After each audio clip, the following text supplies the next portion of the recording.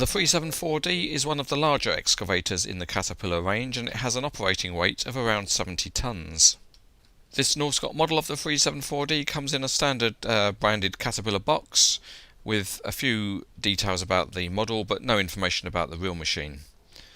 Inside, the model is secured in the way of Norscot models very tightly to the base by the plastic ties, which have to be undone. When you get rid of the ties, the model is complete out of the box and there's no assembly to do. The tracks are metal and look pretty good, and the sprockets have bolt details on them. The rollers are all fixed though, there's no moving rollers on this model. The cab detail is reasonable and it has falling object protection screens on the windows.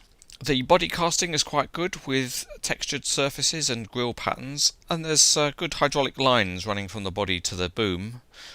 Strangely though, on one side the handrails are plastic, whereas on the opposite side the handrails are metal, and that's kind of an unusual modelling configuration.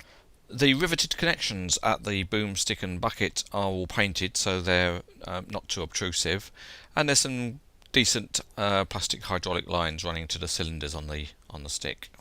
The 374D comes with a large size excavation bucket, which is all metal and is modelled pretty well with good teeth and wear plate details. All of the basic excavator features are provided, but no more than that.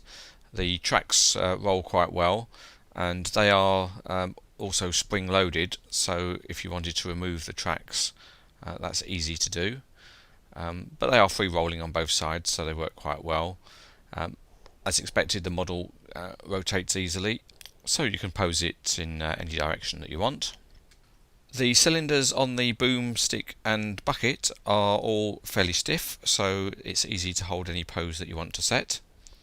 And the range of movement seems pretty reasonable, although for some reason the cylinder that drives the stick can't be fully closed up, and you have to be a little bit careful when you fully open up the cylinder that drives the stick, because the hydraulic lines at the pivot point can get snagged as you open it up.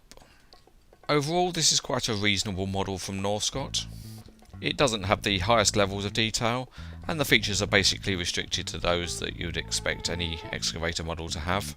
But on the plus side, it's a strong model and it's good enough to be recommended.